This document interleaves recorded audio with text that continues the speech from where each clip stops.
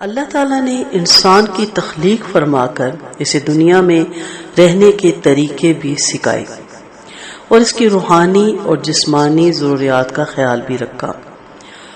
روحانی جو اس کی تربیت تھی اس کے لیے الہامی کتابیں اور انبیاء کو بھیج کر اس کے لیے راستے آسان کیے، جبکہ جسمانی تقاضے پورے کرنے کے لیے لذت کام و دہن کا سامان فراہم کیا۔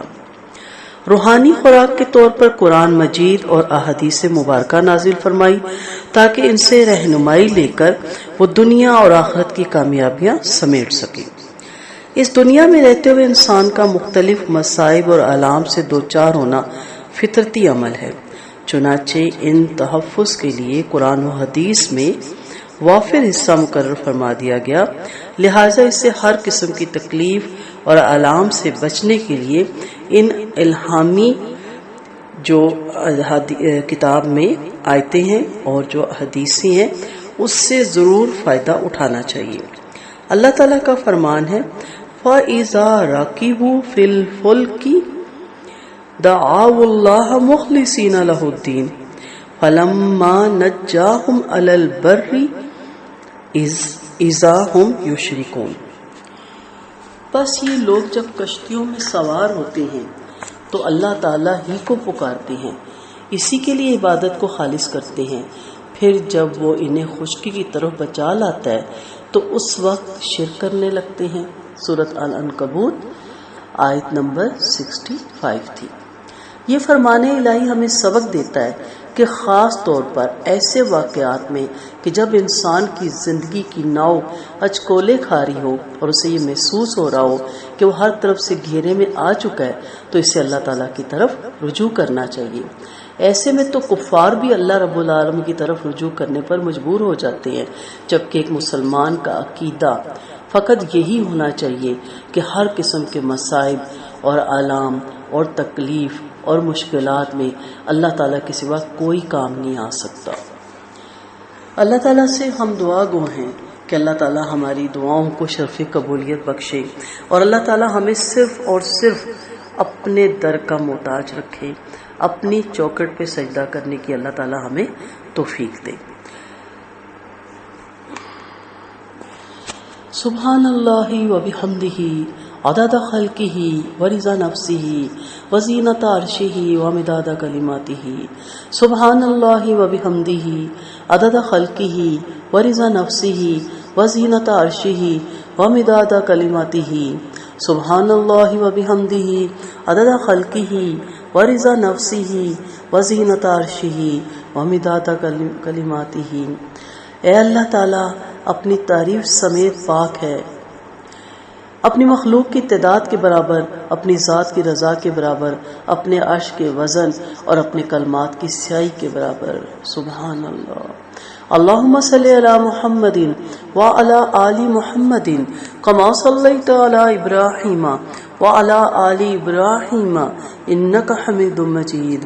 اللہم بارک علی محمد وعلی آل محمد کما بارکت علی ابراہیم وعلی آل ابراہیم انک حمید مجید۔ یا رب العالمین، یا ذو الجلال والاکرام، یا پروردگار، اے اللہ تو ہماری حفاظت فرما اسلام کے ساتھ، جب کہ ہم کھڑے ہوں اور جب کہ ہم بیٹھے ہوں، اور نہ کسی دشمن کو ہم پہ ہنسنے کا موقع دے اور نہ کسی حاسد کو۔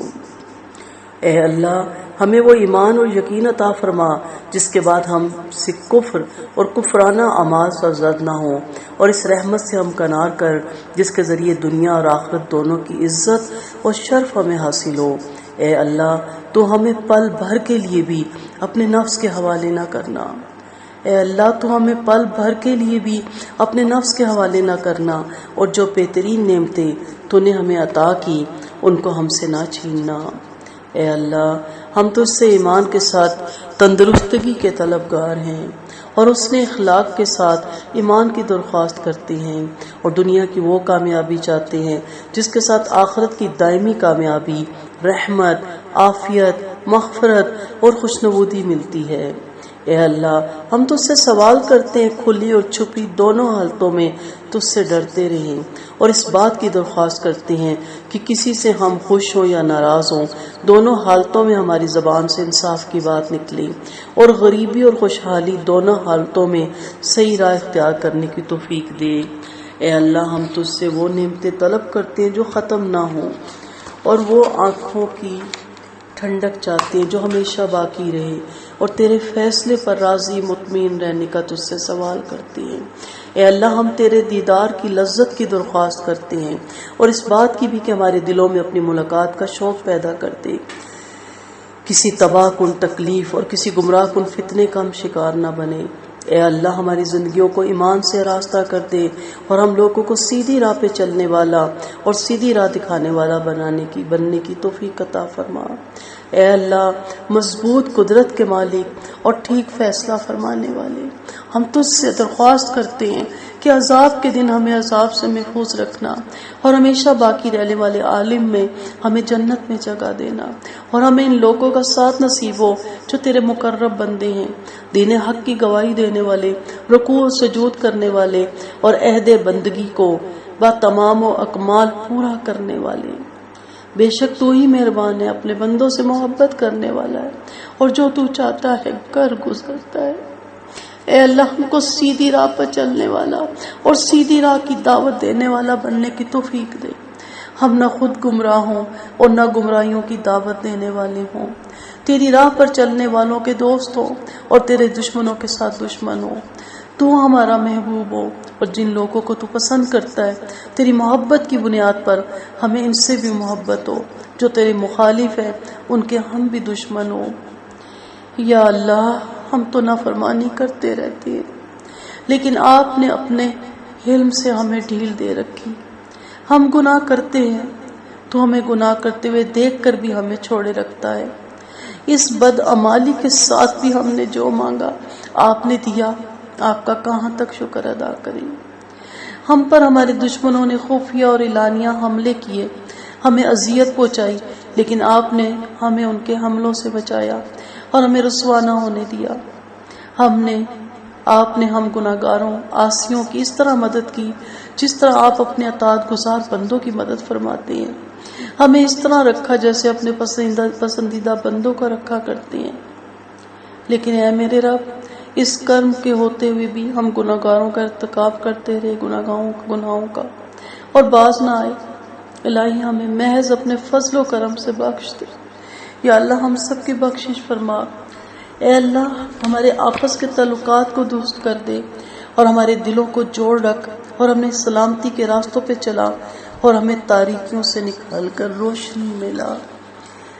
اے اللہ تعالیٰ سے ہماری دعا ہے کہ ہمیں گناہ چھوڑنے کی توفیق عطا فرمائے، اور ہمیں اپنے پسندیدہ برگزیدہ انعام یافتہ بندوں کی رفاقت نصیب فرمائے۔